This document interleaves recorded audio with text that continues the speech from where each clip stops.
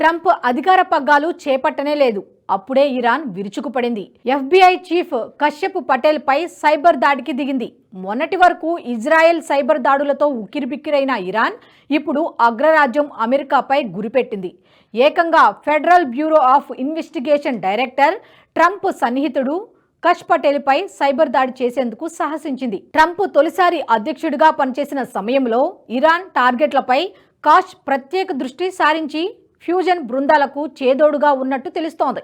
ఈ కారణంగానే ఇరాన్ హ్యాకర్లు కశ్యప్ పటేల్ ను లక్ష్యంగా చేసుకున్నట్లు సమాచారం. కష్ పటేల్ కమ్యూనికేషన్లోకి చొరబడిన ఇరాన్ హ్యాకర్లు రహస్యాలను తస్కరించే ప్రయత్నం చేసినట్టు FBI వర్గాలు పేర్కొన్నాయి. కాబోయే అమెరికా అధ్యక్షులు డొనాల్డ్ ట్రంప్ సన్నిహిత బృందంలో కష్ పటేల్ కు ప్రత్యేకమైన గుర్తింపు ఉంది. ఉగ్రవాద సంస్థల నిఘా వేటలో కీలక కేసులను వాదించడంలో దిట్టగా పేరున్న కష్ పటేల్ ను ట్రంప్ FBI డైరెక్టర్ గా నియమించారు.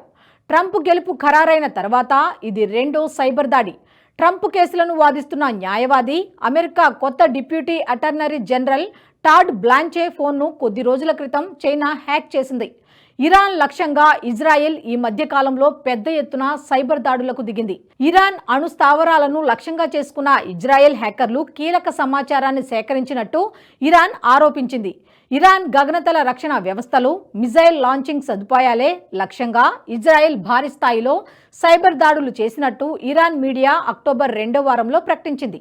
అయితే సైబర్ దాడుల విషయంలో ఇరాన్ సామర్థ్యాన్ని కూడా తక్కువ అంచనా వేయలేమంటారు నిపుణులు. పశ్చిమాసియా సంక్షోభాల నేపథ్యంలో ఇరాన్ పెద్ద ఎత్తున హ్యాకర్ బృందాలను రంగంలోకి దింపింది. ఈ హ్యాకర్ల బృందాల ప్రధాన లక్ష్యం అమెరికా నిఘా సంస్థ CIA, పెంటగాన్, FBI సహా ఇజ్రాయెల్ నిఘా విభాగం మొస్సాద్లో పనిచేసే వేగుల గుట్టు కనిపెట్టడం. సరికొత్త ఇరాన్ హ్యాకర్ బృందాలే కష్ పటేల్ కమ్యూనికేషన్ ను పసిగట్టి ఉంటాయని పెంటగాన్ అనుమానిస్తోంది. అమెరికా అధ్యక్ష ఎన్నికల సమయంలోనూ ఇరానియన్ హ్యాకర్లు పెద్ద ఎత్తున ట్రంప్ బృందాలపై సైబర్ దాడి చేశాయి. అమెరికా సైబర్ డిఫెన్స్ ఏజెన్సీ కొన్నాళ్ల క్రితం ఇరాన్ సైబర్ దాడులకు సంబంధించి నిర్దిష్టమైన సూచనలు చేసింది.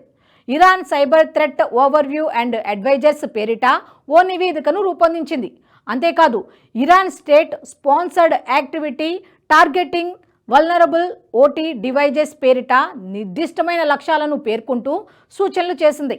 సైబర్ దాడుల గురించి ప్రత్యేకంగా అధ్యయనం చేసే సైబర్ స్కూప్ వెబ్సైట్ సైతం అక్టోబర్ 16న పొంచి ఉన్న ఇరాన్ ప్రమాదం గురించి ఆసక్తికరమైన ఆర్టికల్ ప్రచురించింది. Iranian hackers are going after critical infrastructure sector passwords agencies caution శీర్షికన టీమ్ స్టార్క్స్ లోతైన వ్యాసం రాశాడు. Health care, information technology, energy, engineering సెక్టార్లను ఇరానియన్ బ్రూట్ ఫోర్స్ లక్ష్యంగా చేసుకున్నట్టు టీం తేల్చి చెప్పాడు.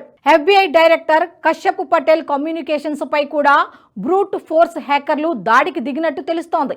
ఏంటి బ్రూట్ ఫోర్స్ దాడి, హ్యాకర్ల లక్ష్యం ఏంటి అనేది చాలా ఆసక్తికరం. Passwords, login credentials, encryption keys కోసం అదే పనిగా ట్రయల్ అండ్ ఎర్రర్ ప్రాతిపదికన ప్రయత్నాలు చేస్తూ ఉండటమే బ్రూట్ ఫోర్స్ పని.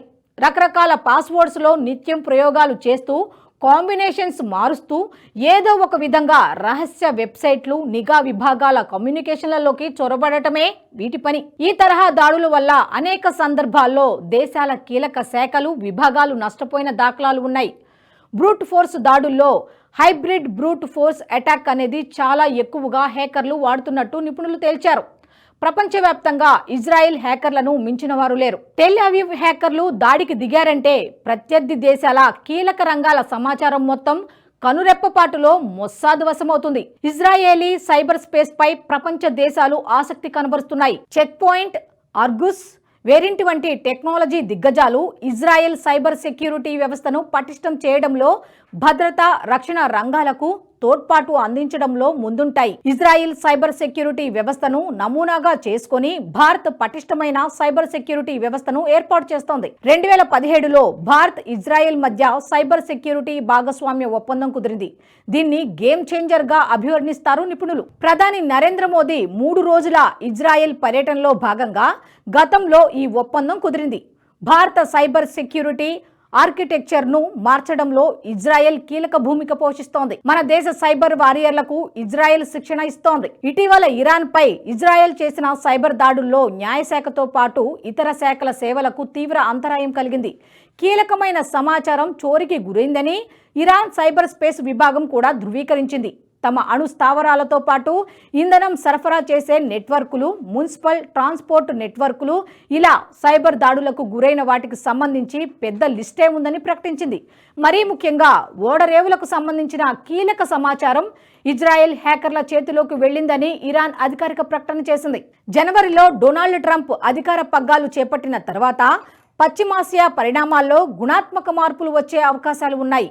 అమెరికా ఇరాన్ ద్వైపాక్షిక సంబంధాలు పూర్వరూపం తీసుకుంటాయా లేదా అనేది భౌగోళిక రాజకీయాలను ప్రభావితం చేసే అంశం. అణు ఒప్పందం నుంచి అమెరికా వైదొలిగిన తర్వాత ఇరు దేశాల మధ్య దౌత్య సంబంధాల్లో తీవ్రమైన ఘర్షణాత్మక స్థితి నెలకొంది. ఒబామా పదవీ కాలంలో 2015లో కుదిరిన అణు ఒప్పందం నుంచి ట్రంప్ హయాంలో ఇరు దేశాలు వైదొలగడంతో ఇరాన్ అమెరికాల మధ్య సంబంధాలు క్షీణించాయి.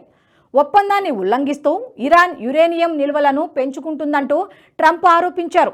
మళ్లీ డొనాల్డ్ ట్రంప్ అధికారంలోకి రావడం, ఇరాన్ సైబర్ దాడికి దిగడంతో రాబోయే రోజుల్లో ఇరాన్ అమెరికా సంబంధాల్లో ఇదే తరహా ఘర్షణ కొనసాగుతుందనే అభిప్రాయం వ్యక్తమవుతోంది. ఈ వీడియో మీకు నచ్చినట్టయితే లైక్ చేయండి, 10 మందికి షేర్ చేయండి. అలాగే కామెంట్ల రూపంలో మీ అభిప్రాయాలను మాతో పంచుకోండి. Nationalist hub group of channels ను సబ్స్క్రైబ్ చేసుకుని తెలుగునాట జాతీయవాద జర్నలిజాన్ని ప్రోత్సహించండి. ఈ వీడియో కింద ఉన్న బెల్ ఐకాన్ పై క్లిక్ చేయడం మర్చిపోవద్దు.